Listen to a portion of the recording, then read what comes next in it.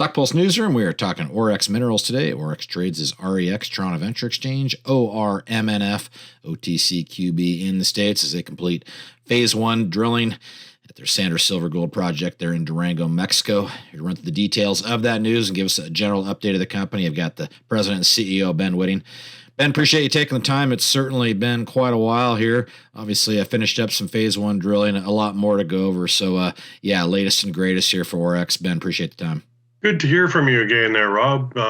Mexico is a wonderful place to be. Even in a time when companies are struggling, there's still work to be done. And some of the things that we have done since you and I talked last was we had a reconnaissance drilling program on the Sandra project, and it's just to the north of Tepehuanes in Durango State. Durango, as you recall, is right in the heart of the silver trend of Mexico. This particular project is a joint venture with Pan American Silver. Pan American is the world's second largest silver producer. And they are the major partner, but they recognize our team. And so we're the operators, even though we're the 40% interest in the project now, and they've earned the 60%, is that we're still the operators of the project. It's a great group of guys over at Pan American. I've worked with them before, and we did a reconnaissance project of 2,665 meters, just closed 8 holes, and that project did extend the mineralized horizon that's in the Boleros deposit area in the southeast of the project a further 1.5 kilometers to the northwest. And so these types of step outs are major step outs. So you're talking, for your American audience, you're talking about stepping out over a mile and putting another hole in. So that's the distance that you're looking at. We are finding some other areas on the property. The one area that deserves more trenching as well was identified during our mapping program.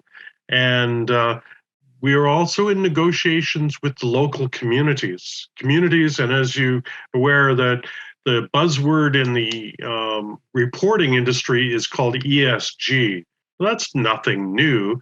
That's environmental, social, and governance, ESG, governance of a company. In this case, we used to call it just community engagement. And community engagement was to have a proper clean environment. We do these community engagements with the local ejido councils, and they're like fourth level of government that you have in Mexico, below federal, state, municipal. And then you have these farmers collectives, which are referred to as ejido councils. And the ejido councils, you bring them in to discussions, and you appear in their communities because it is their communities that you want to be working with. You have to realize that as a company, that you may own the mineral rights, but they have control of the surface rights. And those surface rights are important for gaining access for the geologists to be able to hike around the property and to be able to move drill rigs around on the projects. A lot of good ranchers in the country that we're in.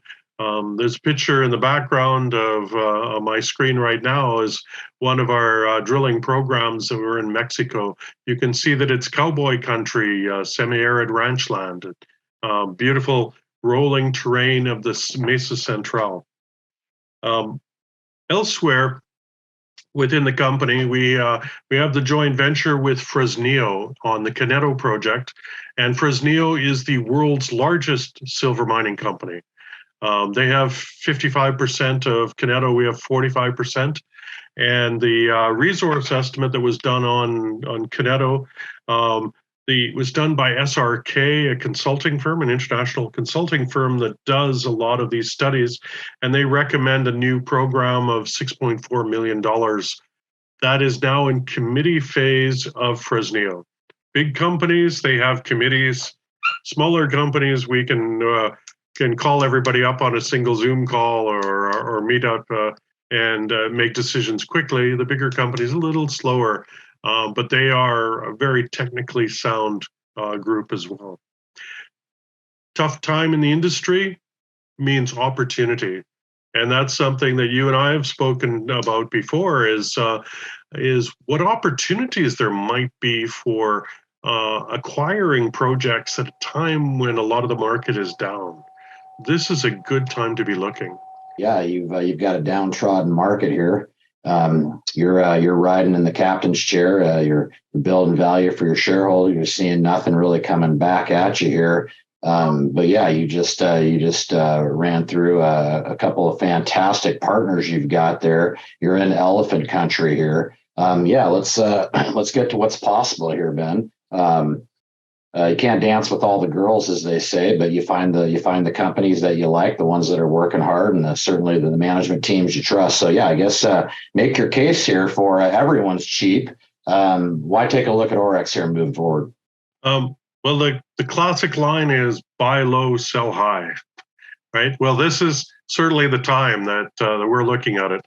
I see it's got a value in the assets that we have and the joint venture partners that we have, but we also have I've had an office in Durango, Mexico for about 19 years.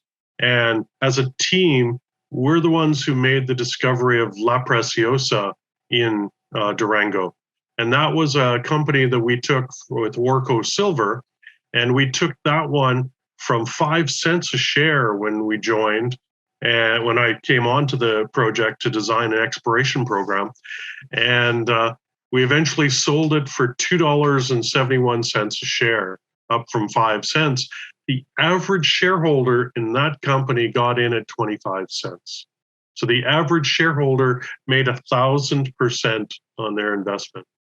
Now, can we do that every year? Not likely, but we certainly have the ability to move projects forward.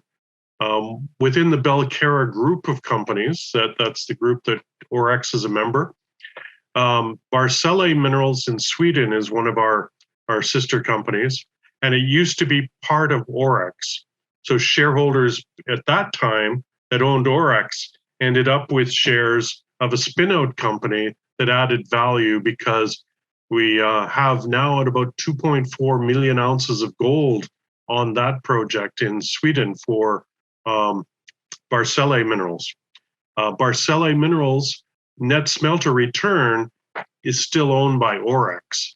So the 2% net smelter return on the Swedish gold project is an asset in Orex that could be monetized at some point to continue along financially. So we're not at difficulty with cash flow. Currently, we have about $2.4 million in the till for exploration programs in Mexico as well.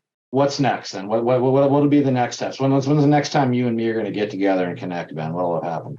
What's sitting on my desk right now are some property submissions. And property submissions are ones that some of them may be not worth the time, and then we can set them aside. But some of them may be those gems that are hidden there, that are in a company that is a property-rich company where they are cash poor or they are struggling for some other reason. And some of those assets, it takes a good geological team to ferret out which ones are going to be the best.